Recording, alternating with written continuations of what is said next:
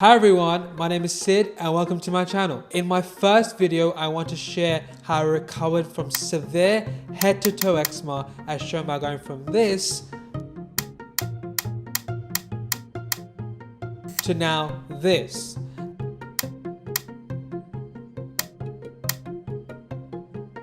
Now, how did I do this? I spent 3 years analyzing thousands of research papers on PubMed, the go-to library for evidence-based medical and scientific information, and seeing over 20 specialist doctors in food allergy and dermatology to develop a really well-informed, evidence-based strategy targeting the triggers of the condition. Now, I want to share everything I've learned through a series of videos to save you considerable amounts of time, and it will be a dream of mine to help anyone struggling with this disease, as I know how difficult and hard it can be. So let me paint the picture for you for how I got here.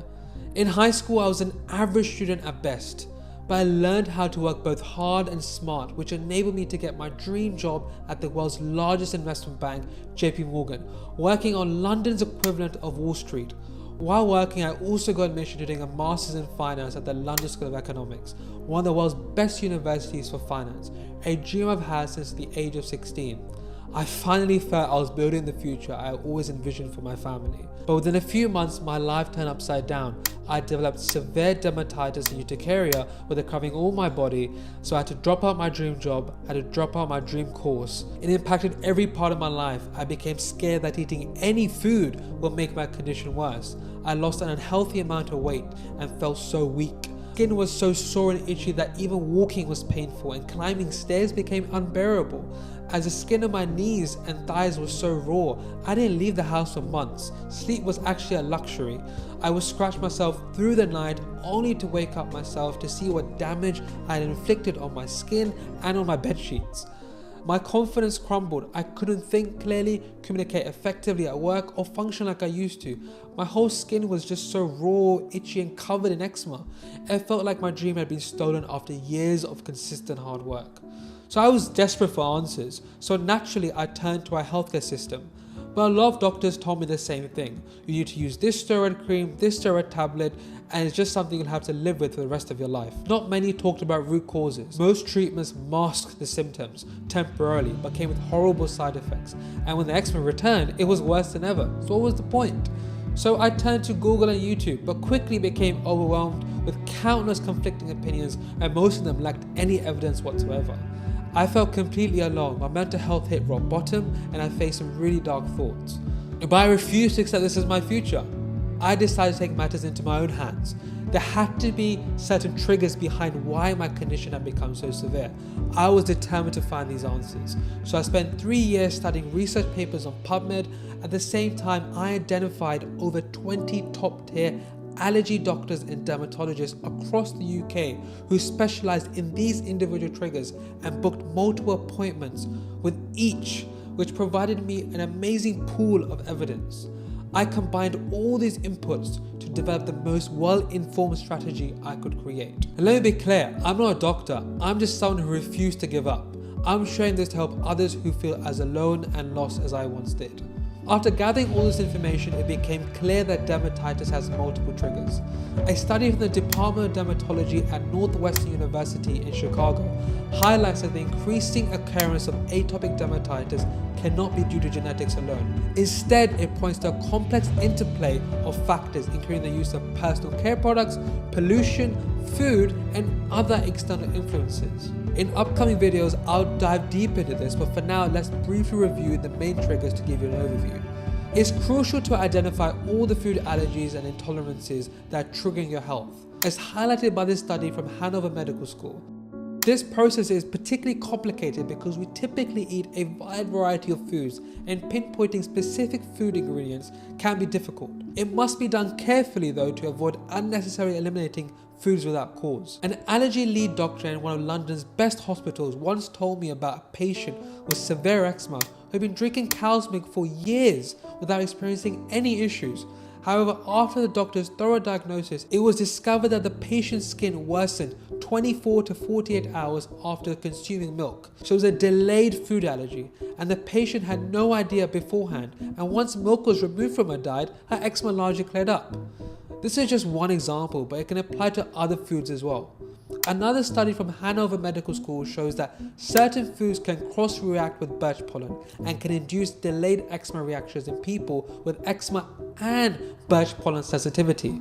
So cross-reactivity, by the way, occurs when the body's immune system identifies the proteins in one substance, typically pollen for example, and the proteins in another, e.g. a fruit or a vegetable, as being similar. This delayed response adds another complex layer when isolating your specific food sensitivities. But there are methods to isolate these triggers, which will be explained in future videos. It is also important to identify if you are allergic to any airborne allergens, which can worsen your skin when inhaling or upon skin contact. Taking precautions to minimize exposure to these are crucial. This is shown by this study by the Ohio State University Medical Center, where the most common airborne allergens in atopic dermatitis are house dust mites and pet dander, for example, both of which are linked to worsening atopic dermatitis in those individuals who are sensitive to those airborne allergens. A highly nutritious and balanced diet with minimal processed foods is widely recommended universally, but it is especially the case for people with skin conditions, as shown by this study. Providing your body with all the essential nutrients is vital for reducing inflammation and supporting healing. For example, this Japanese study shows that a diet containing DGLA suppressed the development of dermatitis in mice. DGLA is a polyunsaturated omega-6 fatty acid derived from GLA in the human body, and GLA itself can be supplemented directly. This triple-blind placebo-controlled clinical trial shows that omega-3 fatty acid supplementation in combination with GLA and vitamin D is a safe intervention that may significantly reduce the severity of atopic dermatitis. Another factor is if you are moisturizing effectively to strengthen your skin barrier. A compromised permeability barrier of the skin is strongly associated with atopic dermatitis, as shown by this study. It is essential that your moisturizer strengthens your skin barrier.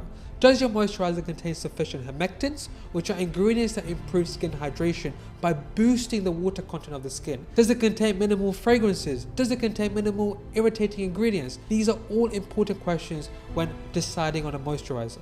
This leads to another key trigger. Are you taking steps to protect your skin while sleeping to minimize the likelihood of damaging it from itching? This is something we do uncontrollably, unconsciously during sleeping. So protecting your skin can provide valuable time for it to heal. The itch-scratch cycle is central to atopic dermatitis, as shown by this Washington University School of Medicine study, which in layman's terms means it's a never-ending cycle where itching damages the skin barrier, making the skin itchier, and the cycle keeps repeating itself. Protecting your skin while sleeping minimizes that itch-scratch cycle. Additionally, multiple studies such as this one from Rush Medical College in Chicago highlights the role of good gut health in atopic dermatitis. Therefore, maintaining and achieving good gut health is another key goal, and there are several ways to achieve this, which will be explained in future videos. People with eczema are also more likely to have intolerances to foods high in histamines. This study highlights that there is evidence for histamine intolerance in certain patients with eczema and has an influence on eczema severity. Therefore, if you have histamine intolerance, which can be determined, adopting a low histamine diet would likely be beneficial. In future videos, I'll delve deeper into the root causes and all the solutions. I'll also discuss the latest evidence on innovative treatment options such as FDA-approved immunotherapy and monoclonal antibody injections like dupilumab, which have shown great promise. So today I'm healthier, happier, and living a life I never thought I'd get back. Now I want to help you do the same. There is hope, guys. So if my story resonates with you, please give me a thumbs up and subscribe, and join me on this journey to better health and well-being. Leave a comment below sharing your own challenges, and I'd love to help you however I can. Thank you so much, guys.